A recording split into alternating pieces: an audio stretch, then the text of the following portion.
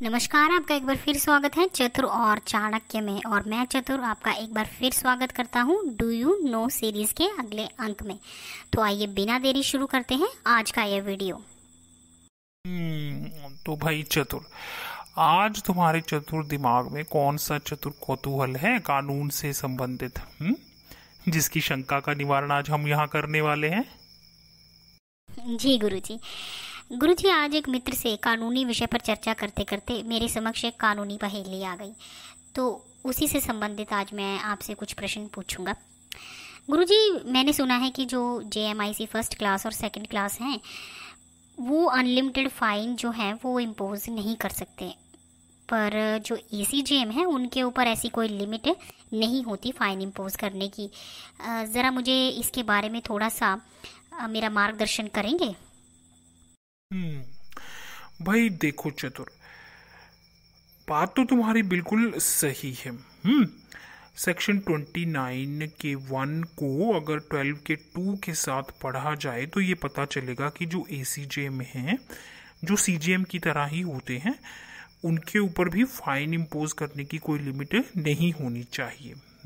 पर यहाँ पर एक बात जो है जिसको बहुत ध्यान देना है वो ये है कि फाइन इम्पोज करते समय आप अपनी मर्जी से फाइन इम्पोज नहीं कर सकते। भाई आप ऐसे नहीं हैं कि आप 1 करोड़ 10 लाख या 1 लाख कुछ भी फाइन इम्पोज कर दें। भाई आर्बिट्रेरी तो कुछ भी नहीं होना चाहिए। और यहाँ पर EP Royappa versus state of Tamil Nadu, उस जजमेंट का हवाला हम दे सकते हैं कि उसमें भी कहा गया है ना कि anything which is arbitrary that is antithetical to equality. और सेक्शन 63 IPC में भी तो साफ कहा गया है ना कि फाइन जो है वो एक्सेसिव नहीं होना चाहिए। तो गुरुजी, क्या जो बेल बॉन्ड्स लेती हैं कोर्ट्स, चाहे फिर वो एग्जीक्यूटिव मैजिस्ट्रेट हो गए चाहे वो जुडिशियल मैजिस्ट्रेट हुए, तो क्या वो अनलिमिटेड हो सकते हैं? क्योंकि जहाँ तक मुझे ज्ञात है और मैंने सुना है, section 74 of Indian contract act में जब आपसे बॉन्ड का अमाउंट फोरफिट होकर पेमेंट करने को बोला जाता है तो उसमें रीज़नेबल नहीं कंपनसेशन की देने की ज़रूरत होती, क्योंकि वो 74 का एक्सेप्शन है और वो पूरे के पूरे ही देने पड़ते हैं। भाई शाबाश चतुर, मान गए। भाई तुम तो डे टू डे लाइफ में यूज होने वाली बड़ी यूजफुल बातें बता रहे हो यहाँ पर जो कि मैजिस्ट्रेट रोज पेश करते हैं।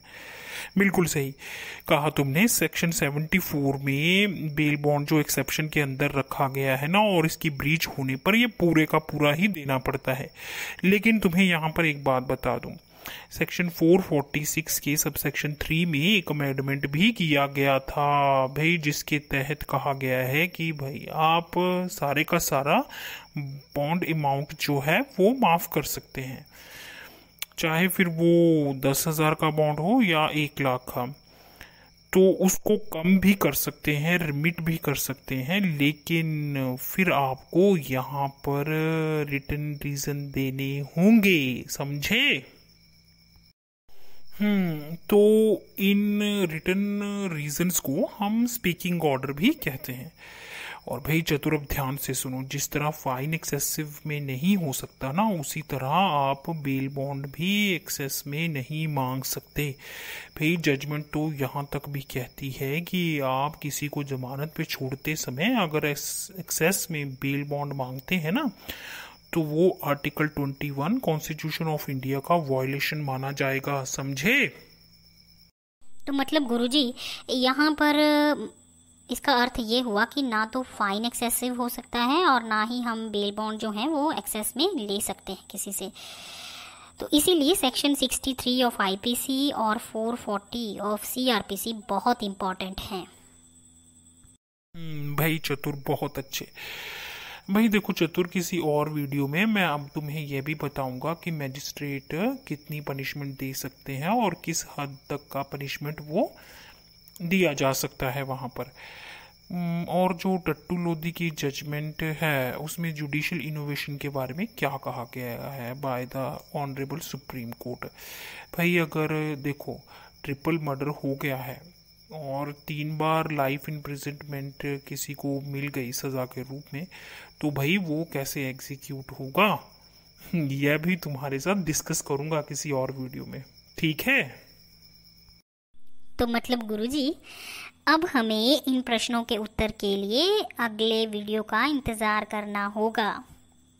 जी हाँ, कुछ ऐसे ही नए कानूनी प्रोविजंस के साथ, नए प्रश्नों और उनके उत्तर के साथ मैं यानी चतुर अपने गुरु चाणक्य जी के साथ एक बार फिर आपके समक्ष प्रस्तुत होऊंगा।